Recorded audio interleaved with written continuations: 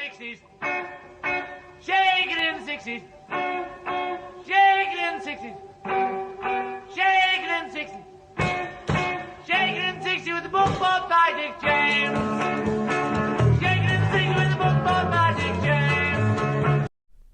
It's fair to say that not only was John Lennon one of the greatest songwriters of the 20th century, he also had one of the most unique and recognizable styles of humor in music. It's actually staggering when you look at the amount of work that John did in the 20 years from 1960 to 1980 with the hundreds of songs, movies, and the amount of photographs and videos that were taken of him. It was just unprecedented, documenting everything from age 20 to 40. I think that if John had missed the sliding door moments in his life, which led him to becoming the songwriter he was, he would have just been an ordinary, yet very funny, but slightly depressed office worker or bank teller, doing some kind of non-manual labor, much like his father, who could easily make people laugh, is very clever and intelligent, but leaves people wondering why he never became famous and what went wrong in his life for him to be in this position. As with most comedy, it has its roots and tendencies to project itself out of tragedy, and John's life was not want of that. Born in post-World War II northwest England, his father abandoned him when he was young. He was orphaned and forced to live with his hard-nosed and strict auntie. As a teenager, his mother was killed in a hit-and-run accident by an off-duty police officer who was drunk at the time. Then a few years later, his stepfather died. All this happening before he was 21. How could a person deal with all these personal tragedies if not with humor? If not by submersing themselves in the comfort of the world of absurd and surreal books and movies and music. Fortunately for us, his natural artistic and poetic talents were realized through his obsession with the American music of the 1950s, giving him a path out of the bleak, grey, working-class Liverpool streets and onto the world stage. It wasn't just the music that the Beatles created that got their foot in the door of showbiz. It was their individual personalities, particularly that of John's, which gave them a unique energy and charisma that propelled them through meetings with important figures in the entertainment industry early on in their career. Many have noted how witty and funny John was, and coupled with their combined musical talents as a whole, this gave them an edge that no one else had, especially in that time and place. Early on in their career, the Beatles, and particularly John, became known for their witty and often irreverent interviews. He was the greatest talker of the group, which captured the attention of the press and public alike. It has to be said, though, that much of his early character was enlivened and propelled by the drug phenmetrazine, which was sold under the brand name Preludin in Hamburg, Germany, where the Beatles were introduced to it by barmaids who used it to work long shifts where the Beatles were resident club musicians. The drug gave them almost endless energy to play and sing all night, and in the early hours and days that followed, they would write and study and learn songs, honing their craft to be able to channel that inspiration onto paper and deliver songs out of thin air.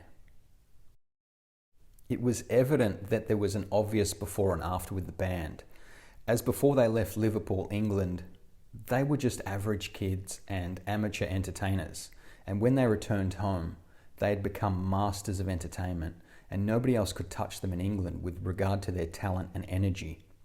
Whatever the Beatles were was bigger than the four of them. Their banter and humour set them apart from other musical groups and was the reason why they fired their first drummer, Pete Best, because he just couldn't hang with them on the same level. He wasn't quick-witted like they all were, and he couldn't keep up and present himself as well in front of the public. During the early days of the Beatles, John was known for using puns based on popular words and expressions. Lewis Carroll was one of his greatest inspirations, having written Alice in Wonderland and its sequel, Through the Looking Glass, and inspiring many of John's songs.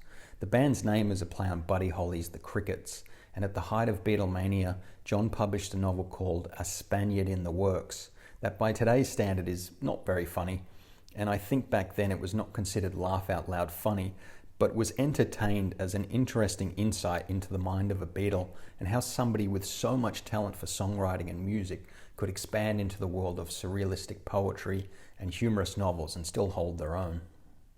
In many of John's early interviews with the Beatles, he's clearly on amphetamines, talking to reporters with great energy and wit and humour, showing influences of the comedian Spike Milligan, who was a British and Irish entertainer, and The Goon Show, which was a British radio program that John listened to when he was young, that had the talents of Peter Sellers and Spike Milligan, who wrote and voiced surrealist comedy skits that were very much ahead of their time. To say welcome to a young author from Liverpool. In fact, you are the first author from Liverpool I've ever seen. Great. But your first book sold in 350,000 copies and came out this year. Is that right? That's right. That's right. And tell me, you brought 3 of your friends. Could you please introduce Yes, there's them? George Parasol, Ringo Stone, and Paul McCharmley. And did they have anything to do with your book? Did they help you or did they hinder you in any way? No, they typed it out for me. That's right. I mean, they Where is can she? spell and you... Oh, they spell very greatly. That's nice. By the way, I read a review about it in Times Literary Supplement, and then I read the book. And then I wonder, are you influenced by Thurber or James Joyce? None of them. None James of them, Stewart. no. James Stewart. James Stewart and I Betty see. Grable. Yeah. Well, anyhow, I'm quite sure that our Swedish viewers would like to hear you read one of your poems. Right. Good. Good dog, Nigel. Yeah? Half he goes, a merry sight, our little hairy friend. Half upon the lamppost bright. It's all like that. Half in round the bend. This one's better. Is that better? Look. One of John's go-to fallback routines when performing live on stage was to imitate disabled people. This was a self-protective mechanism that John adopted to alleviate pressure, because as with comedy and music, there is an energy exchange that takes place between the performer and the audience, and the pressure of being on stage as a Beatle was so immense. Doing this little routine would release that pressure and allow them to move on, almost like a messy, discordant chord in the middle of a song, played to signify change and create space. Jolly good. Just dead easy. All you've got to do is sort of clap your hands. Yeah, good hand. Clap your hands. Oh. Yeah. Yes, the big one, yeah. Oh, if you're going to clap your hands, sort of stamp your feet on the floor.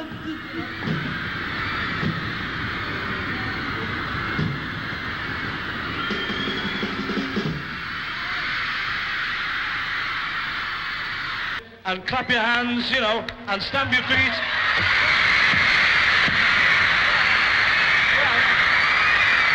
Yeah, you know, everybody just join in all together, okay?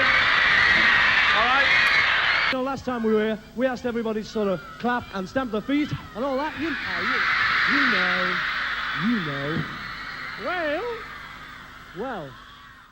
As a side note, the Beatles reported that before some shows, occasionally people would bring in disabled children to their dressing rooms, sometimes children even in baskets that were victims of the recalled drug thalidomide, and as John speculated, their carers hoped that some of the Beatles' magic would rub off them in some form of quasi-healing energy exchange.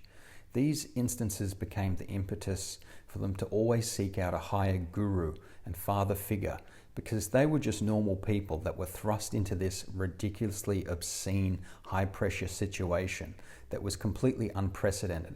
And the pressure of being at the very pinnacle of world popularity and entertainment would be too much without some sort of higher, other humanistic reference point.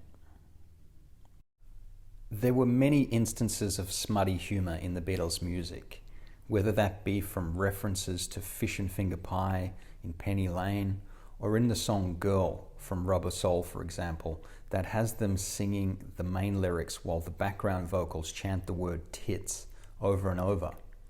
An interesting side note about the animated movie Yellow Submarine is that much of the script was written out of conversations with John Lennon, who is not credited in the creation of the film or the writing, And again, this shows his aptitude for surreal comedy and his ability to operate in a universally appealing artistic sense.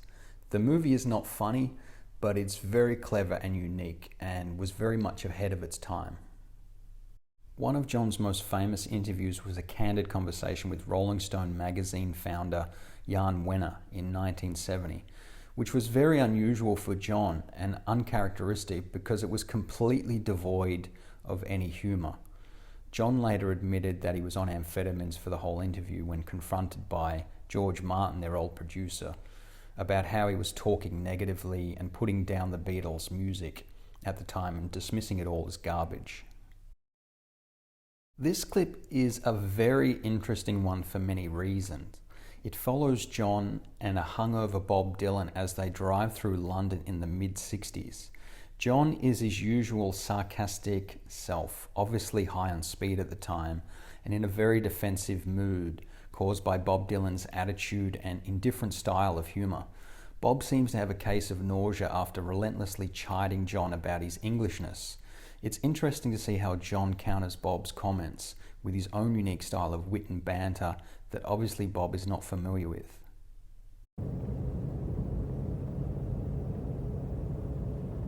Do you suffer from sore eyes, droopy foreheads, or curly hair? Take Zoomed On. Zoomed On. Dr. Mento, what do you see? What do you see, Dr. Mento? Oh, I don't do it now, man. Just wait for a minute. Come, boy, it's only a film. Come. Pull yourself together. Another few dollars, eh? That'll get your head up. Come on, money. John's voice is without a doubt a 10 because it's so distinct even now, especially in a world where originality is becoming harder and harder. John also had a very interesting speech pattern and unique and recognizable voice that is still speaking in many mediums to this day. I rate John's comedy style a 9, taking into consideration that everything he did was between 1960 and 1980. It's not my favorite type of comedy. It's very English in many ways. I much prefer his wit. That's what I look to with John, is just how witty he was. His humor is a little bit dated now looking back at it, but at the time in the 1960s, when he was most prolific in interviews and public engagement, his energy and humor was unprecedented. John's wit is without a doubt a 10. He had a naturally quick mind that worked in ways that others didn't. He also had an answer to every question and could discuss anything with anyone at any time, as proven in the many hours of interviews conducted during his lifetime. I think there has been nobody else like John before or since, and the great tragedy is that we don't have his voice and humor around today to comment and give advice and wisdom to the world that would have come from a man who had experienced so much more than the average person, and for certain would have enriched the world even more if time permitted.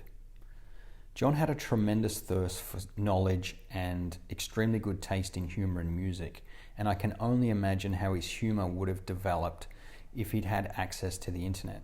There is even a part of me deep down that thinks John had an almost supernatural ability to project and manifest his own life and destiny, which he even spoke about how he does this on the last day of his life in what I think was his best interview. And sadly, I feel that's what happened to him when he was murdered later that night. It was that dark humor of John's fulfilling itself from when 11 years earlier, at the start of Come Together, he sang "Shoot Me."